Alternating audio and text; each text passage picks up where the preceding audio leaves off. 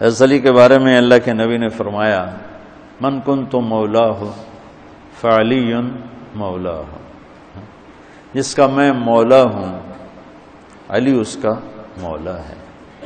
اور یہاں مولا سے مراد دوست نہیں ہے، یہ ہم دوست کا ترجمہ کرتے ہیں آقا، سردار، جس کا میں سردار ہوں علی اس کے سردار ہیں۔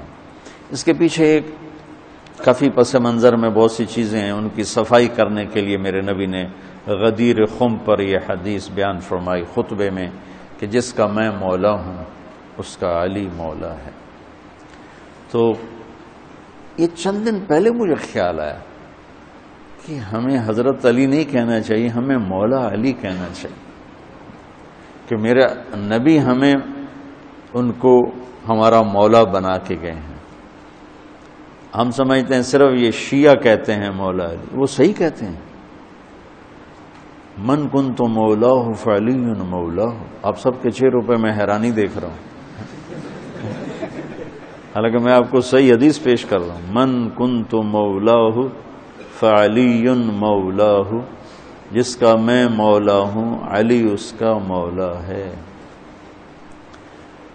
تو میں اب حضرت علی نہیں کہتا، میں کہتا ہوں مولا علی، کہ ان کا حق ہے۔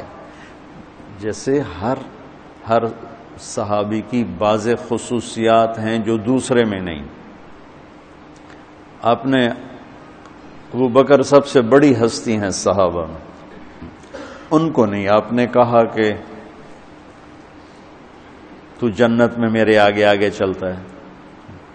بلال کو کہا کیا بات ہے، جب جنت میں جاتا ہوں مجھ سے آگے آگے چلتا نظر آتا ہے۔ جزوی فضیلت،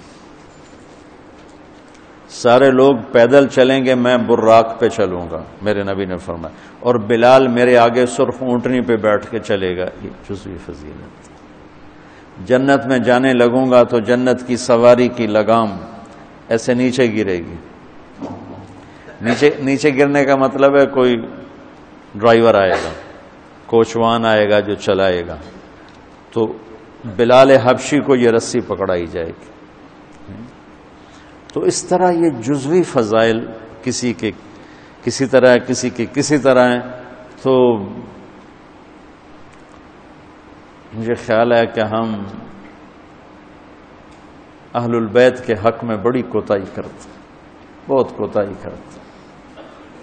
ہم اللہ کے نبی کی اولاد کے تذکرے نہیں کرتے، اس سے ان سے محبت کی گرمی بھی نہیں پیدا ہوتی۔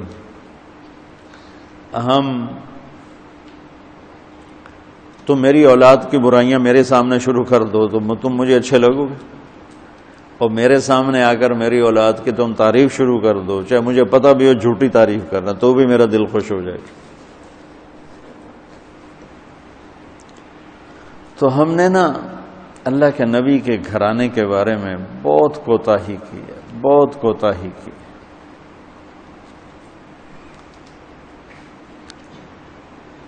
تو تم سنتے رہتے ہو، میرے ہر بیان میں اہل بیت کا تذکرہ ہوتا، اور یہ میرا ایمان ہے کہ یہ میری بخشش کا بہت بڑا وسیلہ ہے اگر اللہ کے ہاں قبول ہوگی۔ ریاکاری میں مردود ہو گیا تو وہ تو الگ بات ہے، اور جو اس کا ہر فیصلہ حق ہے، لیکن اگر میرے اللہ نے قبول فرمایا تو میرے بیانوں میں میری سب سے بڑی متاع میرے نبی کے گھر کا تذکرہ ہے۔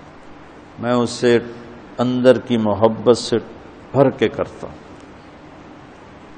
اور اپنی کوتاہی پر اور امت کی کوتاہی پر استغفار کرتا ہوں کہ ہم نے اپنے نبی کی اولاد بھلانا تو کیا ہے، 60 سال میں کیا کر دیا، ذبح کر کے رکھ دی۔